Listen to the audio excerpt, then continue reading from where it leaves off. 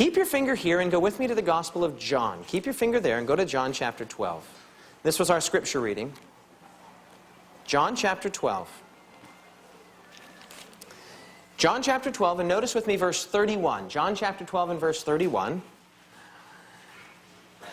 It says, now. Hey, there's our word. Now. John 12:31. Now is the judgment of this world. Now the ruler of this world will be what? Hey, there's our word. Cast. So, according to Jesus, when is this taking place? Now. Does everyone see that? Now is the judgment of this world. Now the ruler of this world will be cast out. And then he tells you in verse 32, and if I be lifted up from the earth, I will what? Draw all men to me. In other words, beloved, in the context of the cross, Satan was cast out. When Jesus says, and if I be lifted up from the earth, I will draw all men to me, he is referring to the cross event. That's a reference to the cross. And so he says in verse 31, Satan is now cast out. The principles by which this world has been operating for more than 4,000 years are now judged, and I will be lifted up from the earth, and all people, all men will be drawn to me. In the context of the cross, Satan was cast out. He actually says it 2 other times. Stay in John and look at John chapter 14, verse 30. John chapter 14, and notice verse 30.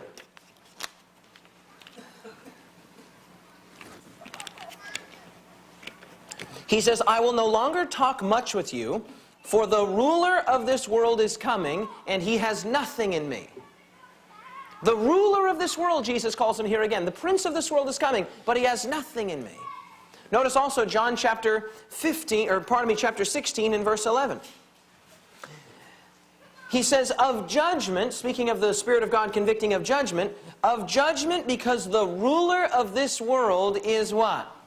Judged. Now, I want you to think about this. Go back to Revelation chapter 12. Remember I told you to keep your finger there? Here's what's happening, beloved.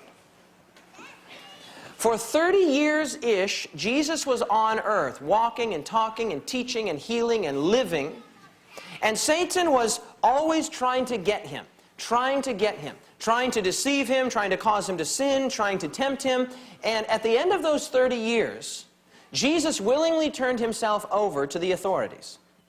The angels were looking with tremendous curiosity. As we already learned, the angels rejoiced when they were told that a way of escape had been made for man. But when they were told how man would be ransomed, they could not rejoice. Remember that, everyone? Yes. Okay, so now the angels have been watching, as it were, with their breath held for 30 years.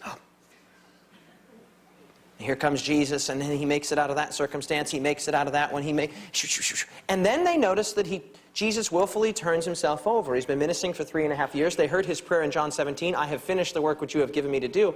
And then they see the way that the religious leaders and eventually the Romans begin to treat Jesus. And they can't believe what they're seeing. You know that the angels were just ready at any moment, just waiting for the slightest command from the Father to go down and rescue Jesus, because when Peter chopped off Malchus's ear, Jesus turned to Peter and said, don't you think that I could ask my Father and right now he would send legions of angels? So you know the angels were just waiting at any moment for God to give the command, get him out of there. It's too much. I can't bear it. Go get him. So the angels are watching, and they notice how Jesus is brought to this mockery of a trial, and men with agendas and dishonest motives and unclean hands condemn Jesus in a mockery of a trial. Then, because the Jews did not have the right to exact any capital or terminal punishments, the Jews bring him to the Romans and they say, hey, kill this guy for us. Well, you know, Pilate goes back and forth, and then he's put into the hands of the people. Crucify him, we have no king but Caesar. And then his beard is torn out, and the angels can't believe what they're seeing. This is their own beloved.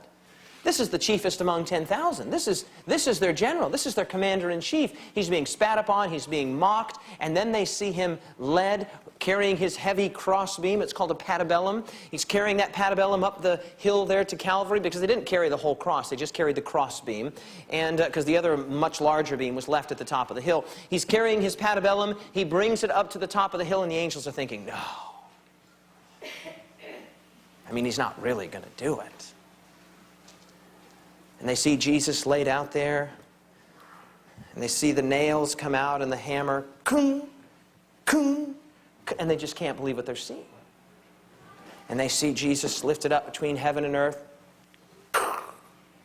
And the angels are thinking, no, he's not really going to do it. And then they watch Jesus expire. They watch him die. And beloved, in that moment, in that very instant, any residual sympathies that the loyal angels had for Satan, and they did, you can be sure that they themselves, even the loyal angels, always wondered. If Satan was able to persuade 1/3 of the loyal angels to follow, you know that he was extremely persuasive, extremely cunning, extremely sly. And all of the other angels, though they were loyal to God, they would have had their own questions. They would have had their own curiosities about why God allowed certain things. But when they saw Satan kill Christ, they said, no. We don't want anything to do with that. We don't want anything to do with that.